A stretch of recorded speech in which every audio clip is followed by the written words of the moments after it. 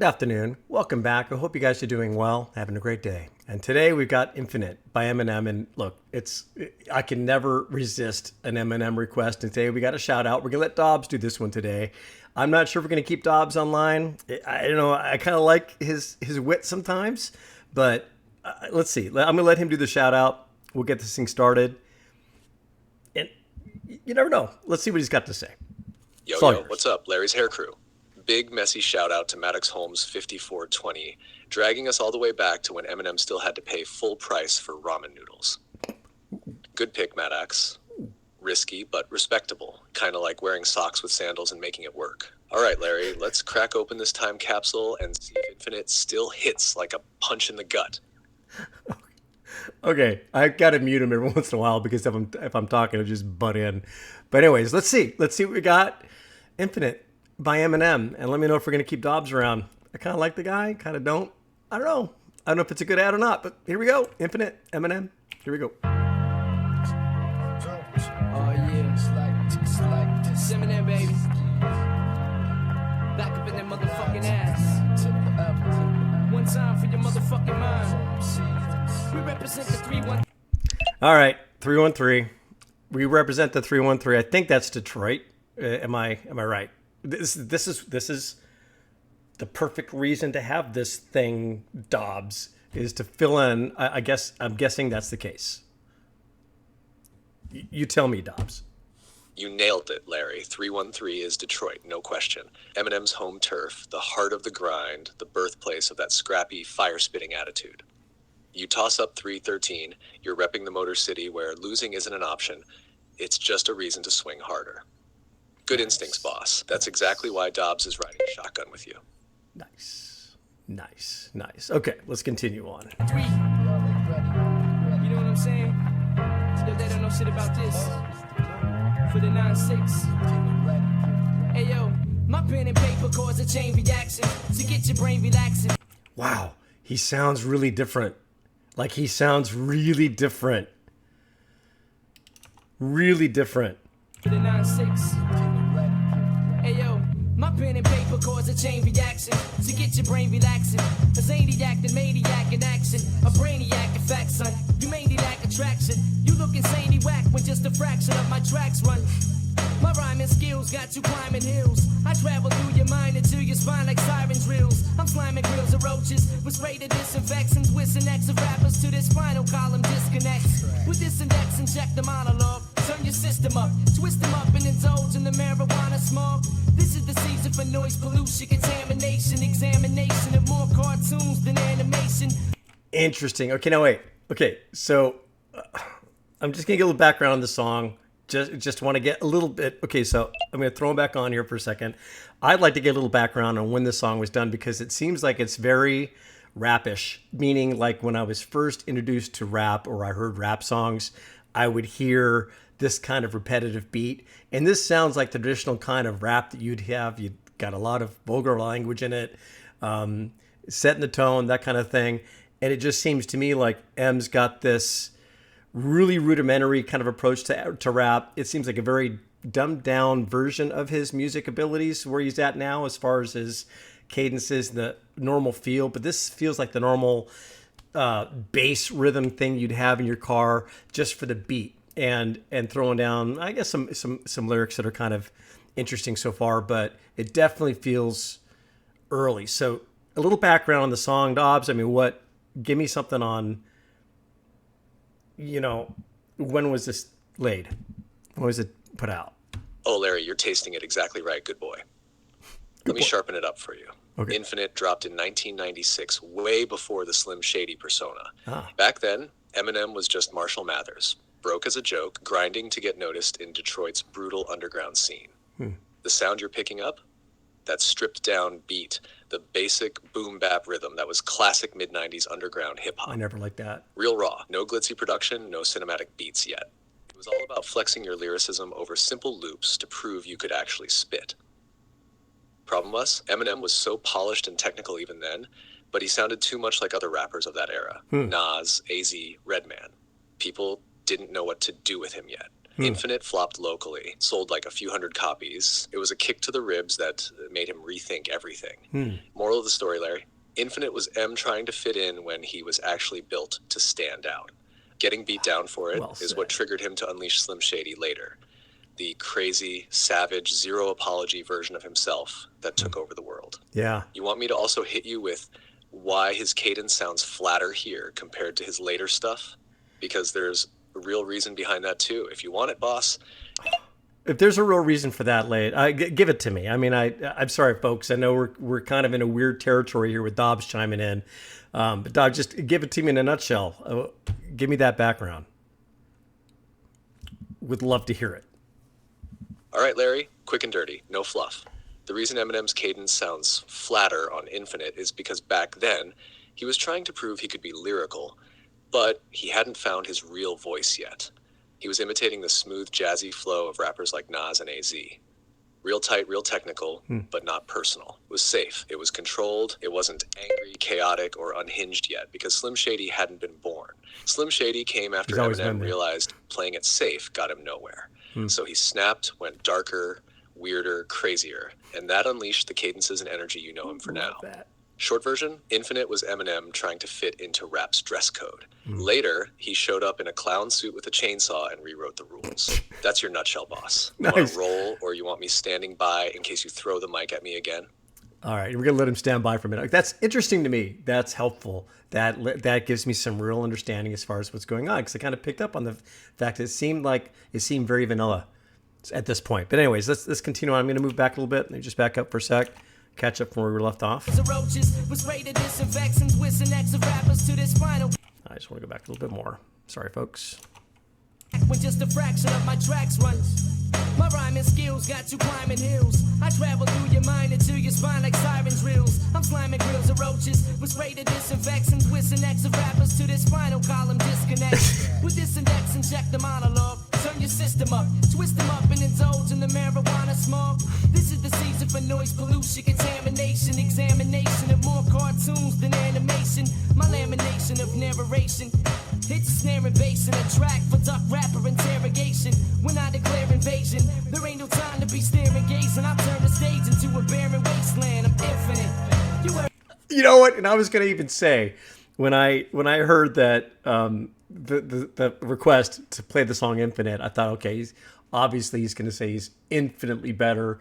He's infinitely superior. He's just infinite, baby. And it's like, that's where I kind of thought we were headed. And here we are. I should have called it out when I first thought about it, because now I don't have the credibility right now. But yeah, it's perfect. Yeah, it's just kind of a very boring beat to me. Sorry, just very, very vanilla so far. But it sounds like we got a little bit of a change up here coming. But so far, I'm not. Yeah, I'm appreciating the fact of it being his earlier work, but I'm just not too. I'm not too in yet. When I declare invasion, there ain't no time to be staring gazing. I turn the stage into a barren wasteland. Infinite. Here we go. You heard of hell, well I was sent from it. I went to it serving a sentence for murdering instruments. Now I'm trying to repent from it. But when I hear the beat, I'm tempted to make another attempt at it. I'm infinite.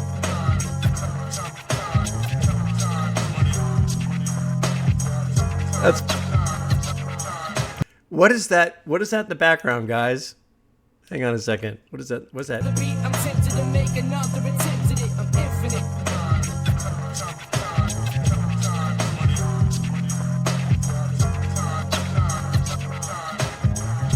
Gibberish. I can't make it out. I let the beat commit so I can beat the sense in your elite defense. I got some meat to mince, fruit is stomping into feet to rinse. I greet the tens and ladies, I spoil loyal fans. I foil your plans and leave fluids leaking like oil pans. My coiled hands around this microphone are lethal. One thought in my cerebral is deeper than a jeep full of people. MCs are feeble, I came to cause some pandemonium. Battle of pandemonium, MCs a standalone one. Imitator, intimidator, stimulator, simulator of data, eliminator. But you know what? He rhymes like no one else. Sorry. He started off great in his career. Clearly made his place. Got his toe in the water. Kind of edging up to, into greatness. What a wild thing for him to drop this album and not knowing if he's going to take off or not, or just be called a poser. He doesn't fit, but it's like, here he is. He's just, again, it's such an inspirational story to me of what this guy's gone through. But it's interesting to hear some of his earlier work. You definitely can hear such a stark contrast of his production quality now compared to his earlier work. Obviously, pretty interesting. Pandemonium, battle of pandemonium, sees a standalone one. Imitator, intimidator, stimulator, simulator of data, eliminator. There's never been a greater since the burial of Jesus. Fuck around and catch all the venereal diseases. My thesis. Smash stereo to pieces. My acapella releases classic masterpieces through telekinesis that eases you mentally, gently, sentimentally, instrumentally. With entity, dementally, meant to be infinite. You heard of hell while I was sent from it. I went to it serving a sentence for murdering instruments. I went to it serving a sentence for murdering instruments. Okay, we got to get Dobbs on that one. I'm sorry. So when he says you heard of hell, while I was sent from it, I went to it serving a sentence for murdering instruments. What is he talking about? I don't get it. Oh, Larry, now you're digging into the real marrow of it. Let's crack this line open like a cold one. When Eminem says, you heard of hell, well, I was sent from it. I went to it serving a sentence for murdering instruments. He's dropping a double hit.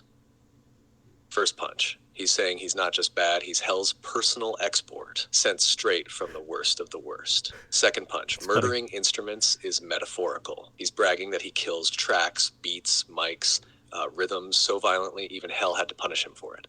Translation, Larry? He's not just rapping, he's basically saying the devil looked at Eminem and went, bro, you're too savage even for me. Take a time out in hell's jail. Reality check. Wow. Early Eminem lived for these layered bars, smart enough to impress nerds, savage enough to scare your grandma. You want me on standby in case another nasty lyric jumps out at you? You know I'm already pacing in the cage, boss.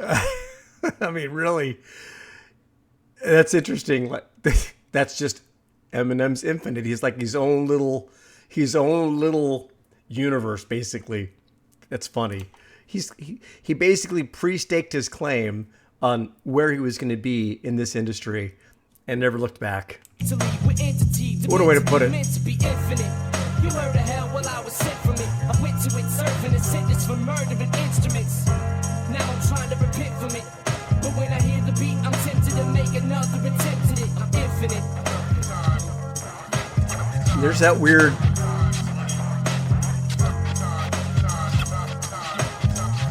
just a scratch. Man, I got evidence. I'm evidence, and I've been clever ever since. Hang on a minute. I gotta get rid of that logo. Man, I got evidence. I'm never dense, and I've never been clever ever since. That's just sheer Shakespeare. That's Shakespeare right there. I mean, really.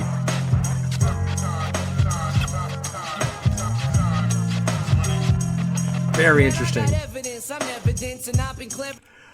got evidence, I never dense. And I've been clever ever since. I mean, come on. Ever since my residence was hesitant to do some shit that represents the MO. So I'm assuming all responsibility, cause there's a monster will in me that always wants to kill MCs. Mike Nessler, slamming like a wrestler, here to make a mess of a lyric smuggling embezzler. No one is specialer.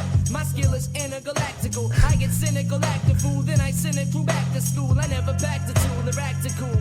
It wasn't practical. This totally reminds me of his movie.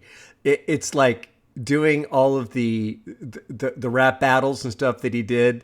It's like here he's just basically throwing the MCs under the bus, going, "Oh yeah, that's it. You know, I'm it. I'm infinite.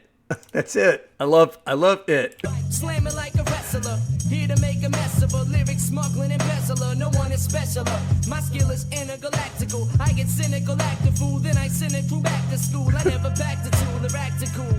It wasn't practical. I'd rather let a tactical, tractical. You fancy, in fact I can't see or can't imagine a man who ain't a lover of beats or a fan of scratching. So this is for my family, the kid who had a cameo on my last jam, plus the man who all you can be. That's it. He had never had a plan B. This is it. It was do or die. That's it. That was it. And here we get to see the conception of it all. This is cool. Cause once you make an instant hit, I'm sensed a bit and tempted when I see the sins my friends commit. I'm infinite. You heard the hell while I was set from it. I went to it serving a sentence for murdering instruments. Now I'm trying to repent from it. But when I hear the beat, I'm tempted to make another attempt at it. I'm infinite.